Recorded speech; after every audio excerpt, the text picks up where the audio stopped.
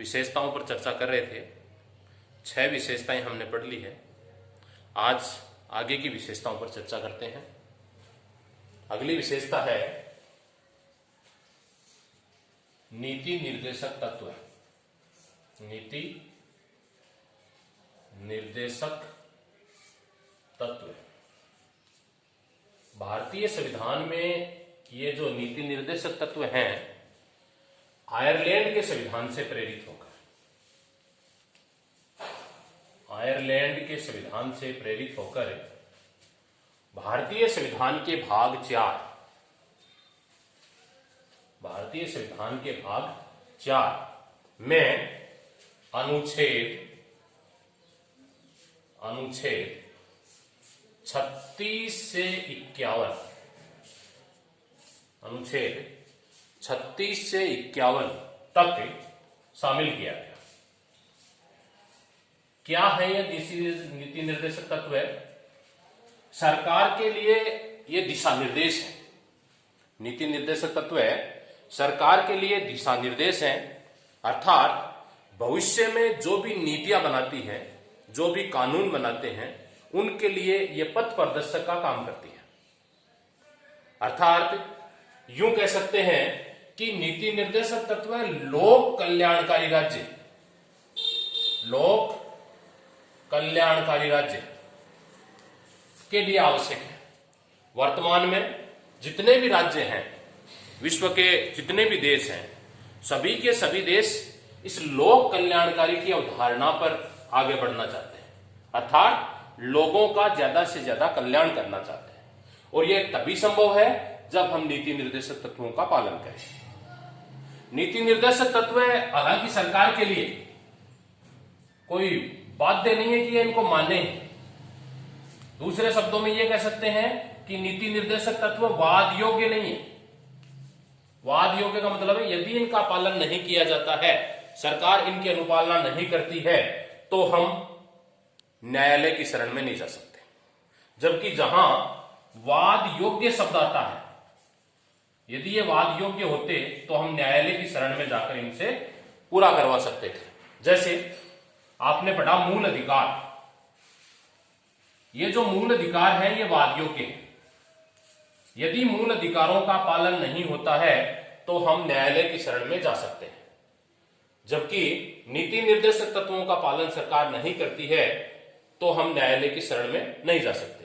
फिर भी प्रत्येक सरकार इन लोक कल्याणकारी तत्वों को या यूं कहें नीति निर्देशक तत्वों की अवहेलना नहीं कर सकती, क्योंकि आज की जो सरकारें हैं वो जनता की भलाई के लिए या यूं कहें कि जनता की ज्यादा से ज्यादा उनके विकास के लिए योजनाएं बनाएंगी, जनता कैसे विकसित हो इसके लिए योजनाएं बनाएंगी।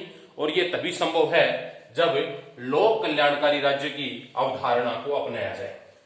अगली विशेषता है समाजवादी राज्य। समाजवादी राज्य।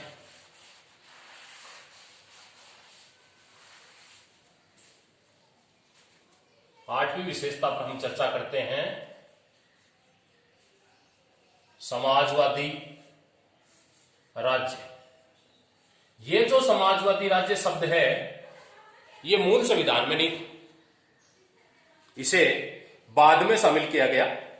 अर्थात हम यूं कह सकते हैं कि 42वां संविधान संशोधन 1976 में, इसको मिनी संविधान संशोधन कहते हैं या यूं कहें कि मिनी संविधान कहते हैं, क्योंकि आज तक जितने भी संविधान संशोधन हुए हैं, 101 संविधान संशोधन हो चुके हैं, 120 संविधान संशोधन विधेयक सदन में विचाराधीन है, अर्थात 120 तक के विधेयक हैं, उन पर चर्चाएं चल रही हैं।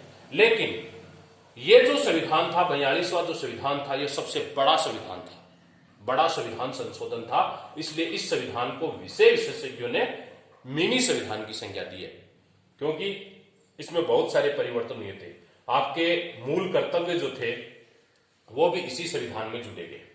समाजवादी राज्य का मतलब होता है कि वह राज्य जो जनता के सभी वर्गों की बिना किसी भेदभाव के भलाई करता हो, जिसमें कोई जाति, कोई धर्म, कोई भाषा, वो किसी प्रकार को कोई नहीं देखता हो, ऐसे राज्य को हम किस नाम से जानते हैं? समाजवादी राज्य के नाम से जानते हैं। ये जो समाजवादी राज्य है भारतीय संविधान की प्रस्तावना में इंक्लूड किया गया। और कब किया गया? 1976 में। कौन सा संविधान संशोधन हुआ 1976 में? 42वां संविधान संशोधन। 42वां संविधान संशोधन 1976 में समाजवादी राज्य शब्द की जो रूपरेखा है, इस रूपरेखा को भारतीय संविधान में जोड़ा गया। यह मूल संविधान में नहीं था। अगला है, या यूं कहें अगली विशेषता है वयस्क मताधिकार। वयस्क मताधिकार। वयस्क का मतलब होता है निश्चित आयु प्राप्त करने के बाद वोट देने का अधिकार। निश्चित आयु प्राप्त करने के बाद में वोट देने का जो अधिकार मिलता है उसे हम वयस्क मताधिकार के नाम से जानते हैं। भारतीय संविधान में, या यूं कहें मूल संविधान में, वयस्कता की जो आयु थी वो थी 21 वर्ष। कितने वर्ष थी? 21 वर्ष। वयस्कता की जो आयु थी वो थी 21 वर्ष। फिर सरकार को लगा कि ये आयु थोड़ी उम्र ज्यादा है, इसलिए इसको कम किया गया। 61वां संविधान संशोधन हुआ। कौन सा संविधान संशोधन हुआ? 61वां संविधान संशोधन 1989। ये बहुत इंपॉर्टेंट प्रश्न है कि वयस्कता की आयु कौन से संविधान संशोधन के तहत घटाकर 21 वर्ष से 18 वर्ष की गई। तो वयस्कता की जो आयु है वो 61वां संविधान संशोधन 1989 में 21 वर्ष से घटाकर कितने वर्ष की गई? 18 वर्ष की गई। वयस्कता की आयु है वर्तमान में 18 वर्ष के प्रत्येक स्त्री पुरुष को बिना किसी भाषा, जाति, धर्म, संस्कृति, वर्ण, वर्ग, पढ़ाई लिखाई, किसी प्रकार की कोई भी कमियां न रखते हुए 18 वर्ष की आयु प्राप्त करने के बाद अपना मतदाता सूची में नाम लिखवा कर वोट देने का अधिकार प्राप्त है, जिसमें किसी प्रकार का कोई भेदभाव नहीं किया जाता है। यह है वयस्क मताधिकार। अगला है पंथ निरपेक्षता। अगली विशेषता है पंथ निरपेक्षता।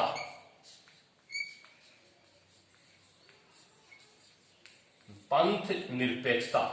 पंथ का शब्द है, देखो पंथ से तात्पर्य देखो धर्म। इस पंथ जो है धर्म से भी छोटी का ये, और धर्म का अर्थ होता है किसी भी अलौकिक सत्ता में विश्वास करना धर्म है। अलौकिक का मतलब है जिसको आज तक हमने देखा नहीं है, जिसका कोई प्रमाण नहीं है, फिर भी हम पूरा विश्वास करते हैं, देवी देवताओं में विश्वास करते हैं, पूजा अर्चना करते हैं। यह है क्या? धर्म। धर्म का जो भाग है इससे भी एक छोटी इकाई होती है पंथ। इस पंथ निरपेक्षता का मतलब यह है कि सरकार का कोई धर्म नहीं है। पंथ निरपेक्षता से क्या तात्पर्य है? सरकार का कोई धर्म नहीं है। जनता जिस भी धर्म को मानना चाहे, हिंदू, मुस्लिम, सिख, ईसाई, जैन, बौद्ध, पारसी, जितने भी विश्व में धर्म हैं, आप किसी भी धर्म को माने, धर्म के आधार पर सरकार किसी भी प्रकार का कोई भेदभाव नहीं करेगी।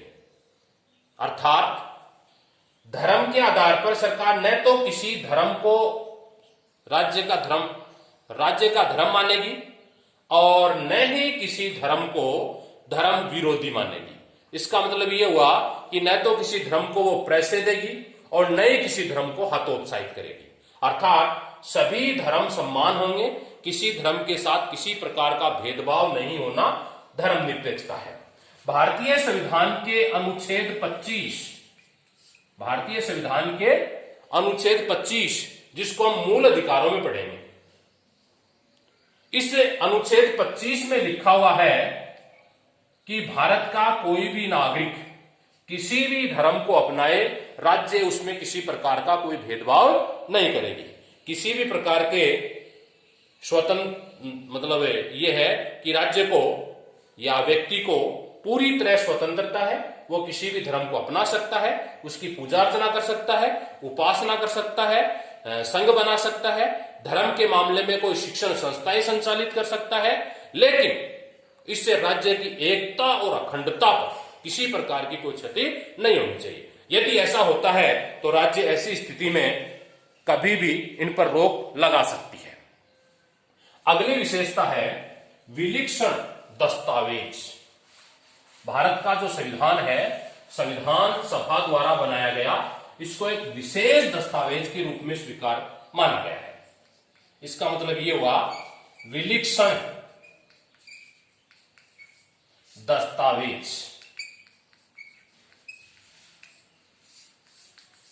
विलक्षण दस्तावेज से तात्पर्य यह है कि हमारे संविधान निर्माताओं की बुद्धि,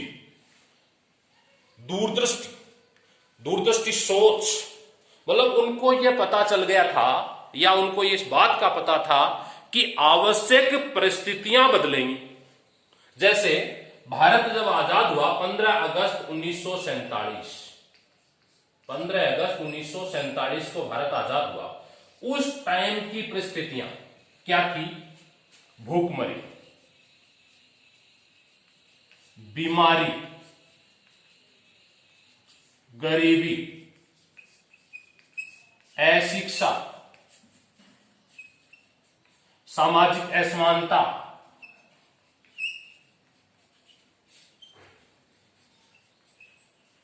लेकिन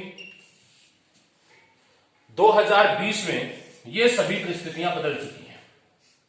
2020 में हम बात करें, भूखमरी का स्तर कम हो चुका है, बीमारी उस दौरान की थी, उसके अलावा नई नई बीमारियां आ रही हैं वर्तमान में। इसके अलावा गरीबी का स्तर, शिक्षा का स्तर बढ़ चुका है, शिक्षित लोग बहुत कम मिलते हैं, सामाजिक असमानता विद्यमान थी।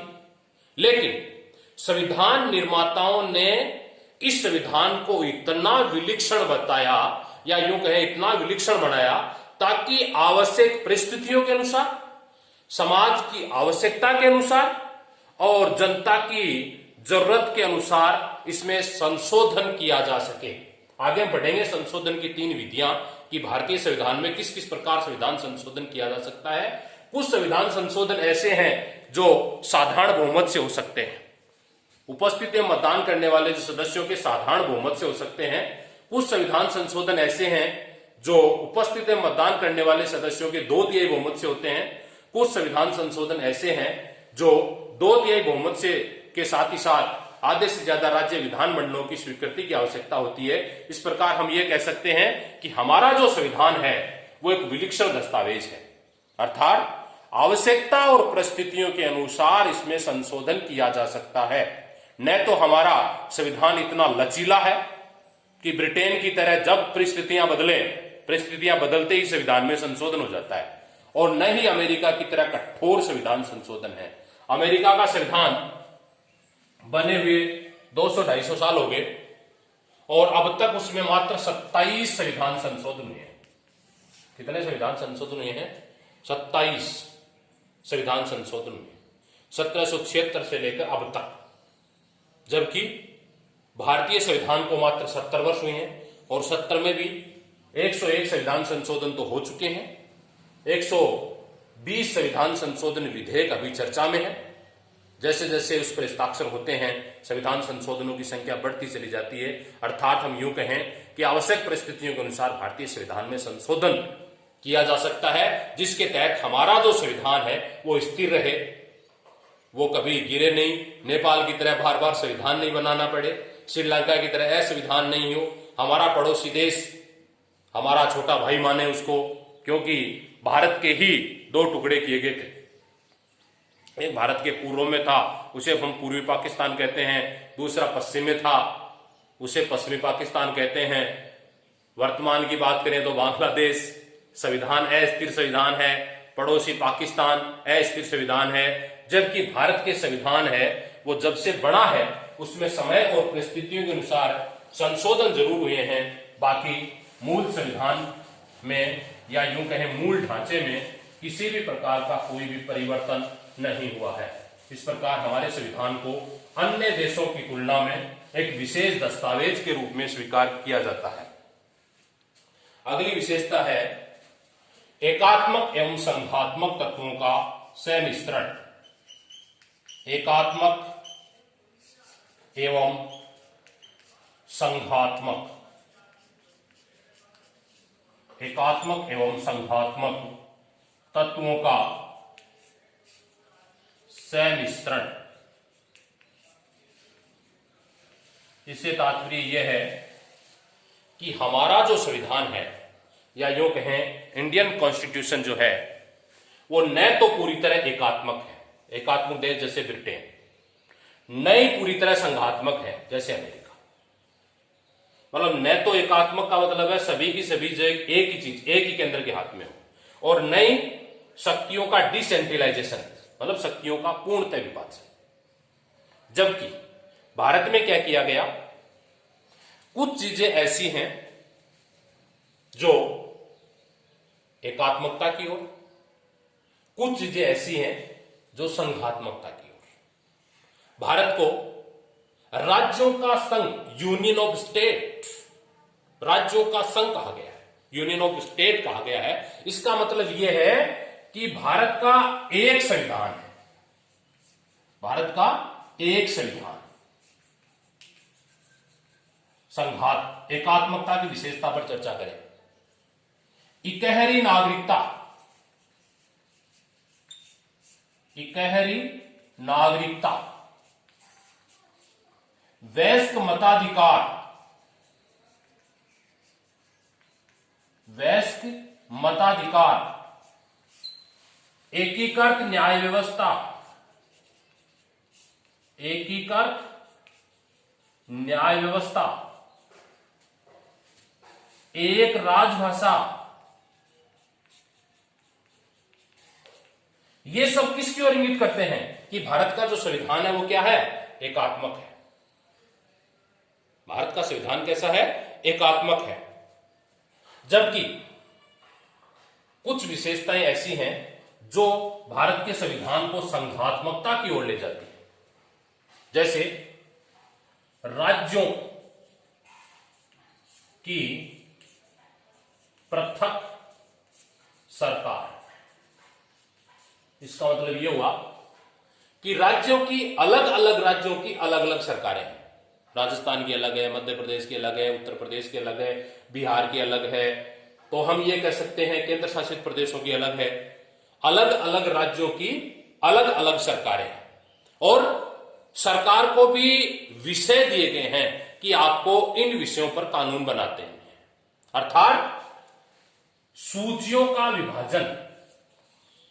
दूसरी बात पर यदि हम करें, सूचियों का विभाजन मतलब यह हुआ कि हमारे जो यहां जो कार्य करने का जो विभाजन किया गया है उसको 3 भागों में बांटा गया है। पहली है संघ सूची, दूसरी है राज्य सूची, और तीसरी है समवर्ती सूची, या यूं कहें विषय। संघ सूची में पूर्व में 97 विषय थे, वर्तमान में 99, आज के दौर की बात करें तो 100 हो गए। राज्य सूची में पहले 66 विषय थे, वर्तमान में 61 विषय हैं। पहले 47 विषय थे और वर्तमान में 52 विषय।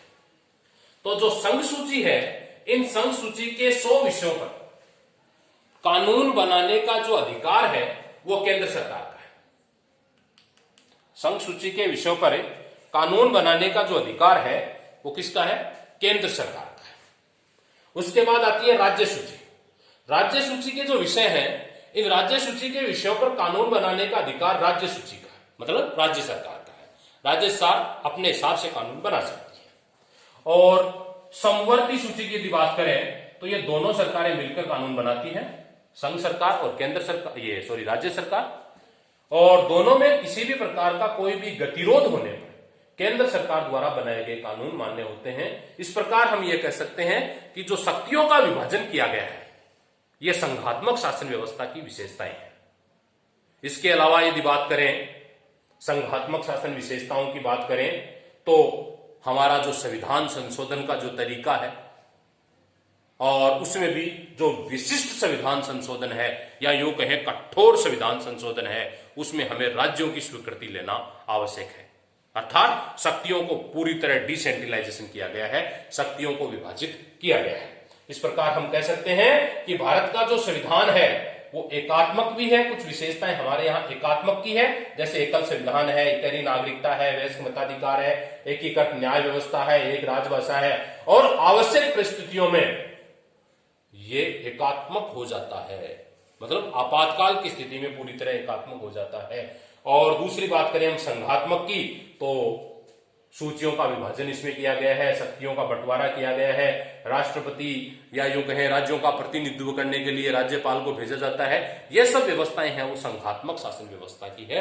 अर्थात केसी वीयर ने कहा है कि भारत का संविधान, भारत की शासन व्यवस्था न तो पूर्णतः एकात्मक है और न ही पूरी तरह संघात्मक है, जबकि दोनों का क्या है, सम्मिश्रण, अर्थात अर्ध संघात्मक शासन व्यवस्था के नाम से इसे जाना जा सकता है। यह है एकात्मक एवं संघात्मक तत्वों का सम्मिश्रण। अगली बात करते हैं न्याय व्यवस्था, और न्याय व्यवस्था भी हमारी कैसी है, स्वतंत्र। हमारी जो न्याय व्यवस्था है वो बिल्कुल स्वतंत्र है, किसी भी प्रकार का उस पर विधायिका का, किसी भी प्रकार की कार्यपालिका का कोई भी इस पर नियंत्रण नहीं है। स्वतंत्र न्यायपालिका। अगली विशेषता है स्वतंत्र न्यायपालिका। आगे हम बढ़ेंगे, सरकार के 3 अंग होते हैं। कौन कौन से? सबसे पहला अंग है व्यवस्थापिका, जिसका काम है कानून निर्माण करना। दूसरा अंग होता है कार्यपालिका, जिसका काम होता है कानूनों का क्रियान्वयन करना। और तीसरा है न्यायपालिका, जिसका काम होता है कानूनों का क्रियान्वयन करना, कानूनों की व्याख्या करना और न्याय प्रदान करना। भारत की जो न्यायपालिका है वो स्वतंत्र न्यायपालिका है, अर्थात न्याय व्यवस्था का जो ढांचा है वो पिरामिड की तरह है। पिरामिड की तरह की बात करें हम तो पहले यहां बहुत सारे न्यायालय हैं, जिसे हम बोलते हैं खंड न्यायालय या अधीनस्थ न्यायालय। ये खंड न्यायालय प्रत्येक खंड स्तर पर, या इसी को हम कह सकते हैं अधीनस्थ न्यायालय। इसके ऊपर होता है जिलों पर जिला न्यायालय। इसके ऊपर कौन होता है? जिला न्यायालय। जिला न्यायालय के ऊपर होता है उच्च न्यायालय, और इसके ऊपर होता है सर्वोच्च न्यायालय। सर्वोच्च न्यायालय हमारा दिल्ली में स्थित है, उच्च न्यायालय जोधपुर में स्थित है, और इसकी एक खंडपीठ जयपुर में स्थित है। जिला न्यायालय प्रत्येक जिले में एक होता है, खंड न्यायालय खंड स्तर पर होते हैं। सबसे पहले जो भी कोई विवाद होता है वो खंड न्यायालय में दायर होता है, खंड न्यायालय से हम जिला न्यायालय में, जिला न्यायालय की रिपोर्ट के विरुद्ध हम उच्च न्यायालय में, उच्च न्यायालय के विवाद में सर्वोच्च न्यायालय में। अब हम बात करते हैं कि हमारी जो न्यायपालिका है ये स्वतंत्र कैसे है, किस प्रकार ये स्वतंत्र है, इसका किसी के ऊपर हस्तक्षेप कैसे नहीं। सरकार के 3 अंग हैं और भारत में एक व्यवस्था अपनाई गई है, न्यायिक पुनरावलोकन अवरोध एवं संतुलन सिद्धांत, जो अमेरिका के संविधान से लिया गया है ना। मतलब यह है कि व्यवस्थापिका अपना काम करे, कार्यपालिका अपना काम करे और न्यायपालिका अपना काम करे। फिर भी ये दोनों अंग मिलकर किसी तीसरे पर, चाहे ये दोनों मिल जाए किसी तीसरे पर, यानी कार्यपालिका और व्यवस्थापिका मिलकर न्यायपालिका पर, न्यायपालिका और कार्यपालिका मिलकर व्यवस्थापिका पर, व्यवस्थापिका और न्यायपालिका मिलकर कार्यपालिका पर नियंत्रण करती है। बाकी ये राजनीतिक क्षेत्र से दूर है।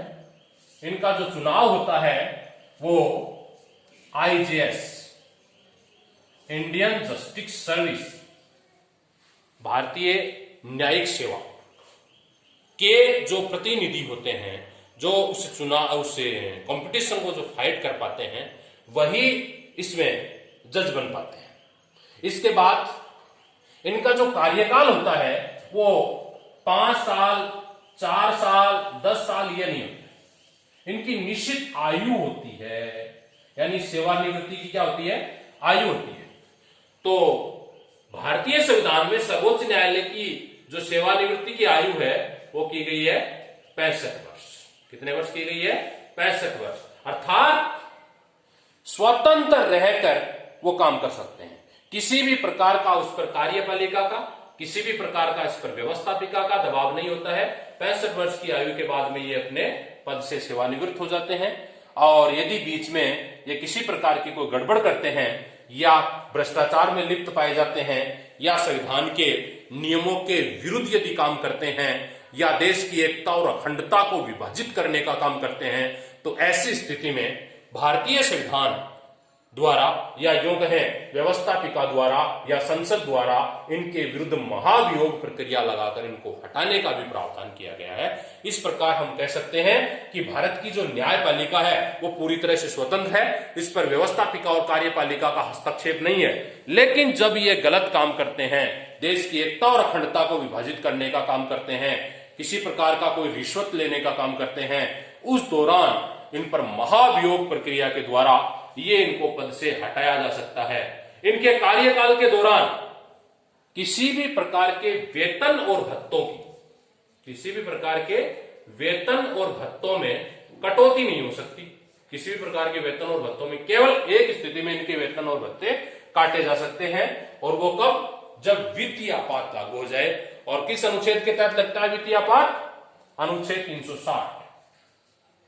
अनुच्छेद 360 के तहत वित्तीय आपात का प्रावधान किया गया है। यदि वित्तीय आपात लागू हो जाता है तो ऐसी स्थिति में हमें इन न्यायिक जो कर्मचारी हैं या न्यायाधीश जो हैं, इनके वेतन और भत्तों में कटौती की जा सकती है। बाकी किसी भी स्थिति में इनके वेतन और भत्तों में कटौती नहीं की जा सकती। इस प्रकार ये स्वतंत्र रहकर, किसी प्रकार के दबाव में न रहकर स्वतंत्र रूप से न्याय करने का काम करते हैं। अब हम चर्चा करते हैं अगली विशेषता। तो अगली विशेषता है भारत का जो संविधान है कठोर एवं लचीला। कठोर एवं लचीले का मिश्रण। मतलब यह हुआ कि जो भारत का जो संविधान है वो इतना ज्यादा नम्र नहीं है कि चाहे जब जैसा चाहे वैसा परिस्थितियां बदले अपने आप संविधान में संशोधन हो जाए, नहीं। और इतना कठोर भी नहीं है कि संशोधन हो ही ना। संविधान में यदि संशोधन नहीं होते हैं, परिस्थितियां बदलने के बाद में संशोधन नहीं होते हैं, तो ऐसी स्थिति में क्या होता है, संविधान में संशोधन यदि नहीं किए जाते हैं तो क्रांतियां होती हैं। इसलिए संविधान में संशोधन होना बहुत जरूरी है। तो भारतीय संविधान को न तो ज्यादा कठोर बनाया गया और न ही ज्यादा लचीला बनाया गया। लचीले से तात्पर्य है जैसे सामान्य कोई कानून बना, कोई परिस्थितियां बदली, उन परिस्थितियां बदलते ही कानून बदल जाता है, नियम बदल जाते हैं, व्यवस्थाएं बदल जाती हैं। ऐसी स्थिति होती है तो उस ऐसे संविधान को हम लचीला संविधान कहते हैं। जैसे ब्रिटेन का संविधान, ब्रिटेन का संविधान अभिसमयों पर आधारित है, परंपराओं पर आधारित है। जैसे ही परंपरा चेंज हुई संविधान में संशोधन हो गया। जबकि भारत के संविधान का जो संशोधन है वो आवश्यक परिस्थितियों के बाद विशेष कानून प्रक्रिया के द्वारा बदले जा सकते हैं। तो भारतीय संविधान को संशोधन करने के 3 तरीके हैं। कितने तरीके हैं? 3। सबसे पहला है साधारण संविधान संशोधन। सबसे पहला है साधारण संविधान संशोधन। दूसरा है विशिष्ट संविधान संशोधन। और तीसरा है अति विशिष्ट या यूं कहें कठोर संविधान संशोधन।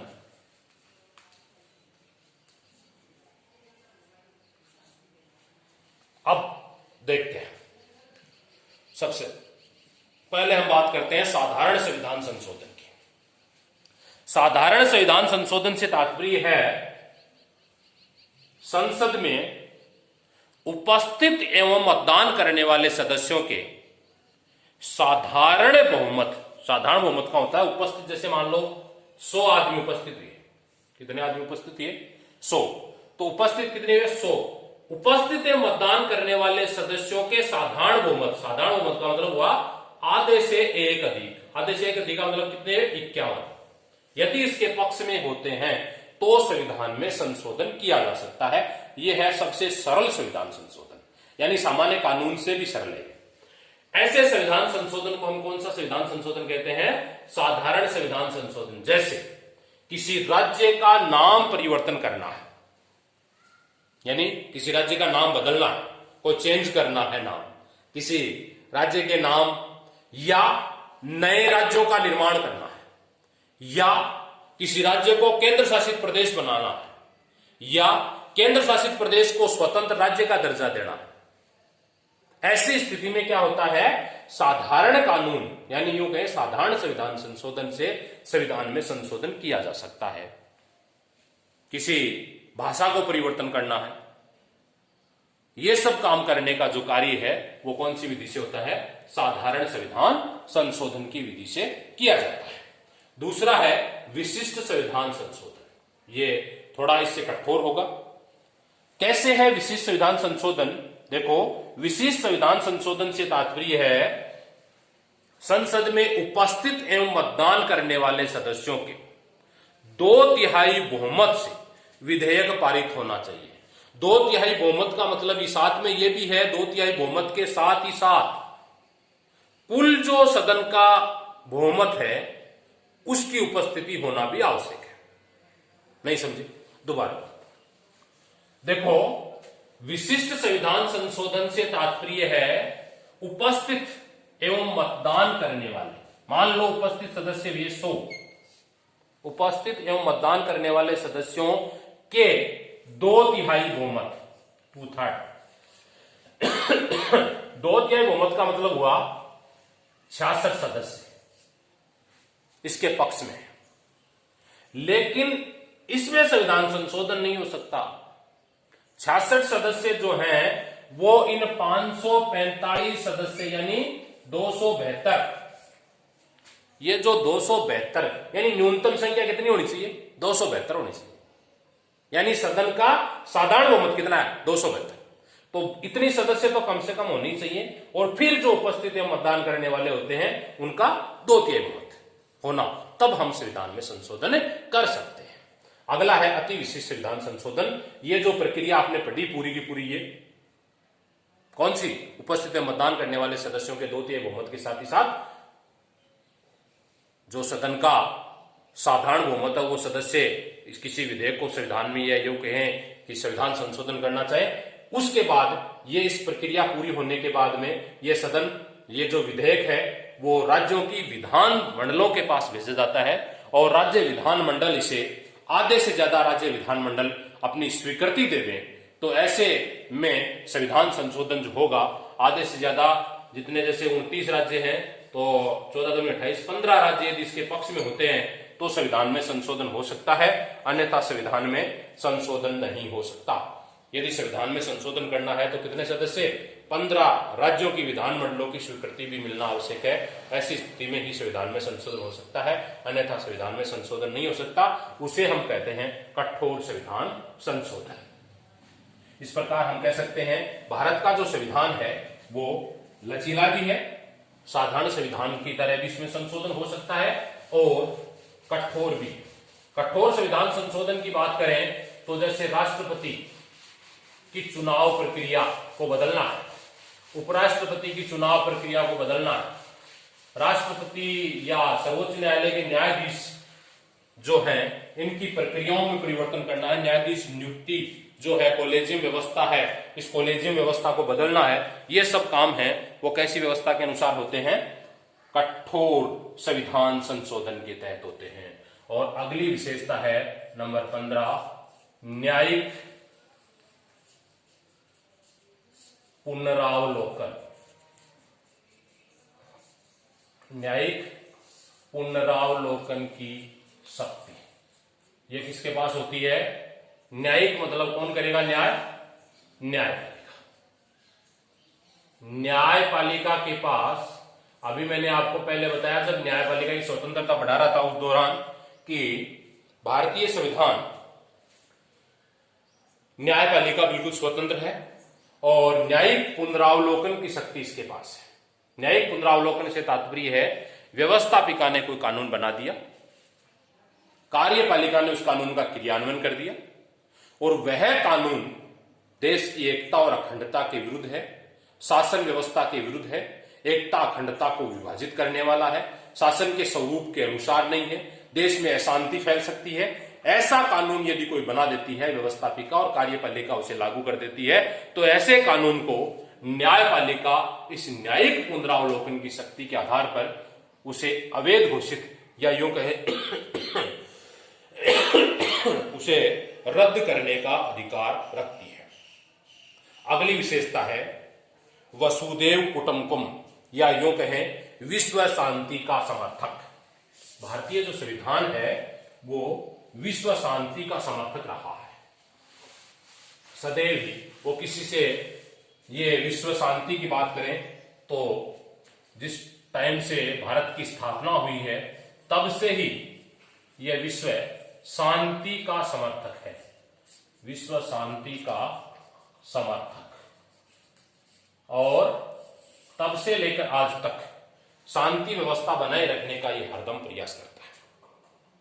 तो हम बात करते हैं विश्व शांति के समर्थक की, तो विश्व में शांति व्यवस्था स्थापित करने के लिए हमारा जो संविधान बना, इस संविधान के जो नीति निर्देशक तत्व है, इस नीति निर्देशक तत्व के अनुच्छेद 51, कौन से अनुच्छेद में? अनुच्छेद 51 में अंतरराष्ट्रीय शांति व्यवस्था बनाए रखने का प्रावधान किया गया है। इसीलिए भारत ने विश्व का जो एक शक्तिशाली देश वर्तमान में जो चारों तरफ तबाही मचा रखा है, चीन, इसके साथ पंचशील समझौता किया था। पंचशील समझौता, यह पंचशील जो समझौता था भारत के प्रधानमंत्री पंडित जवाहरलाल नेहरू और चीन के शासक चाउ एन-लाई के मध्य हुआ था 29 अप्रैल 1954। इस पंचशील समझौते का मुख्य जो उद्देश्य था, या यूं कहें हमारा जो 5 तत्व जो थे, 5 बातें थी, उसमें यह शांति की बात करता है कि हम दूसरे देश पर आक्रमण नहीं करेंगे, दूसरे देशों के आंतरिक मामलों में हस्तक्षेप नहीं करेंगे, हम दूसरे देश की संप्रभुता, एकता, अखंडता का पालन करेंगे। यह भारत की सदैव से ही विचारधारा रही है कि वो किसी भी मामले में किसी भी प्रकार का कोई भी हस्तक्षेप नहीं करना चाहता है, किसी प्रकार का कोई हस्तक्षेप नहीं करता है और पूरा का पूरा विश्व में शांति व्यवस्था स्थापित करना चाहता है। आपने 1947 में भारत आजाद हुआ और 48 में कश्मीर को प्राप्त करने के लिए पठान कबायलियों ने भारत पर आक्रमण कर दिया था, या यूं कहें कश्मीर पर आक्रमण कर दिया था। उस दौरान भारत की वायुसेना यहां जाकर उसको स्वतंत्र करवाया और स्वतंत्र करवाने के बाद, इसको स्वतंत्र करवाने के बाद भारत ने ये जो मुद्दा था, इस मुद्दे को यूएनओ में, हमारे भारत के प्रधानमंत्री, तत्कालीन प्रधानमंत्री पंडित जवाहरलाल नेहरू ने इस मुद्दे को यूएनओ में भेज दिया था। और यूएनओ में भेजने के कारण आज भी ये चीज, ये जम्मू कश्मीर है, ये विवाद का विषय बना हुआ है। अन्यथा उस दौरान यदि इसको यूएनओ में शांति के पुजारी नहीं होते, हम विश्व पर किसी प्रकार के आक्रमण की स्थिति नहीं रखते, तो इसमें आज ये स्थिति हमें देखने को नहीं मिलती। आज ऐसा नहीं होता। अगली बात करते हैं, 18 विशेषताओं पर बात करते हैं। अगली विशेषता है आपातकालीन उपबंध। आपातकालीन उपबंध, इसका तात्पर्य मेरा यह हुआ, मतलब संकट की घड़ी में भी भारतीय संविधान भारतीय परिस्थितियों के अनुसार उसमें परिवर्तन कर सकता है। जैसे भारतीय संविधान में 3 प्रकार के आपात हैं। कितने प्रकार के आपात हैं? 3। नंबर 1 अनुच्छेद 352, अनुच्छेद 356 और अनुच्छेद 360। विशिष्ट, हालांकि भारतीय संविधान के भाग 18 में अनुच्छेद 352 से 60 तक पूरे आपातकाल है, लेकिन हमें कितने याद करने हैं? केवल 3 कौन कौन से हैं? अनुच्छेद 352 का मतलब यह हुआ कि कोई बाह्य आक्रमण हो जाए। बाह्य आक्रमण का मतलब दूसरे देश द्वारा कोई आक्रमण किया जाए, या आंतरिक विद्रोह। और वर्तमान में इस आंतरिक विद्रोह की जगह नाम लिख दिया गया सशस्त्र विद्रोह। हथियारों से विद्रोह होना चाहिए। सशस्त्र विद्रोह होने की स्थिति में लागू आपातकाल। अब तक इस आपातकाल का प्रयोग 3 बार हो चुका है। भारत में कितनी बार हो चुका है? इस आपातकाल का प्रयोग 3 बार हो चुका है। पहली बार हुआ 1962 भारत चीन युद्ध के समय। 1971 भारत पाक युद्ध के समय। और 1975 में 25 जून 1975 को इंदिरा गांधी ने लगाया था आंतरिक आपात, आंतरिक अशांति पर, आंतरिक आपात, आंतरिक अशांति पर। अब हमारे सामने क्यूरी जाता है या प्रश्न आता है कि 1965 और 1999 में आपातकाल, ये बाह्य आक्रमण हुआ तो आपातकाल लगा गया, दोनों टाइम नहीं लगा गया। 1965 में जो युद्ध हुआ तो ये 62 वाला जो आपातकाल था ये लगा हुआ था, इसी को आगे बढ़ाया गया था, इसलिए नए सिरे से नहीं लगाया गया। 1971 में जब युद्ध हुआ तो दोबारा आपातकाल लगाया गया। इस दौरान 1975 में इंदिरा गांधी की सरकार गिरने वाली थी, क्योंकि इसके इंदिरा गांधी जो थी इसके चुनाव को सुप्रीम कोर्ट ने इलाहाबाद उच्च न्यायालय ने इसे अवैधानिक घोषित कर दिया था।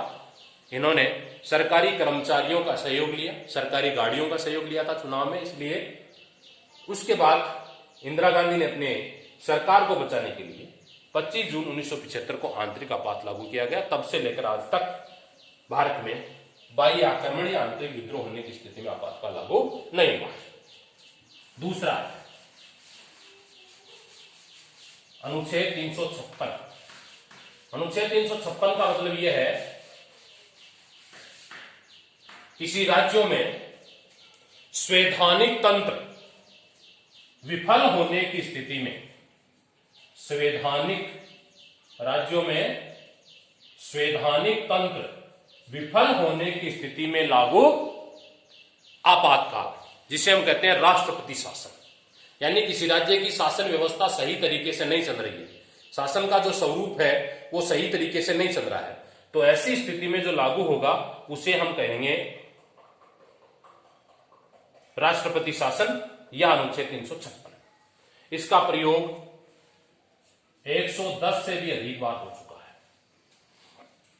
जब भी केंद्र में अलग दल की सरकार है और राज्य में अलग दल की सरकारें हैं, तो राज्यपाल केंद्र का प्रतिनिधित्व करते हुए इससे आपातकाल का दुरुपयोग बहुत हुआ है। जब एक ही दल की दोनों जगह सरकारें होती हैं तो इस दल का दुरुपयोग नहीं होता है, इस अनुच्छेद का दुरुपयोग नहीं होता है, लेकिन बहुतों बार इस दल या यूं कहें इस अनुच्छेद का दुरुपयोग हुआ है। अनुच्छेद 360, इसको हम कहते हैं वित्तीय आपात। देश के सामने संकट आ जाए, पैसे चुकाने के लिए नहीं है, लोन ज्यादा बढ़ जाए, विदेशों के पास जो कर्जा ले रखा है वो हम चुका नहीं पाते हैं, तो ऐसी स्थिति में जो लागू होगा उसे हम कहेंगे वित्तीय आपात। और ये वित्तीय आपात भारत में एक भी बार लागू नहीं हुआ, क्योंकि भारत की साख अभी खराब नहीं हुई है, भारत की स्थिति आज भी मजबूत स्थिति में बना हुआ है। ये 3 प्रकार के अनुच्छेद भारत में आपातकालीन उपबंध हैं। अगली विशेषता है एकल नागरिकता। ये आपको मैंने पहले बता दिया। एकल नागरिकता से तात्पर्य है संपूर्ण देश के लिए एक ही नागरिक, जहां संघात्मक शासन व्यवस्था होती है, एकल नागरिकता। संघात्मक शासन व्यवस्था में दो ही नागरिकता का प्रावधान होता है। दो ही नागरिकता से तात्पर्य है एक राज्य की नागरिकता और दूसरी केंद्र की नागरिकता, जबकि भारत में इकहरी नागरिकता ये युग है, एकल नागरिकता का प्रावधान किया गया। ये क्यों किया गया? ये इसलिए किया गया ताकि देश विभाजित नहीं हो। आज आप देखते होंगे भाषा के आधार पर, जाति के आधार पर, धर्म के आधार पर लोग आपस में लड़ते रहते हैं, झगड़ते रहते हैं, विवाद। तो यदि क्षेत्रवाद को पनपना होगा या यूं कहें क्षेत्रीयता की स्थिति को पनपना होगा तो एकल नागरिकता इसमें बाधक नहीं बने। यदि इसके लिए बहुल नागरिकता होती, केंद्र और राज्यों के लिए पृथक पृथक नागरिकता होती, तो भारत की एकता और अखंडता विभाजित होने का खतरा था। इसलिए ऐसी व्यवस्था को अपनाए रखने के लिए, इसको मजबूत बनाए रखने के लिए एकल नागरिकता का प्रावधान किया गया। अगला और लास्ट, लोक कल्याणकारी राज्य की भावना। भारत में लोक कल्याणकारी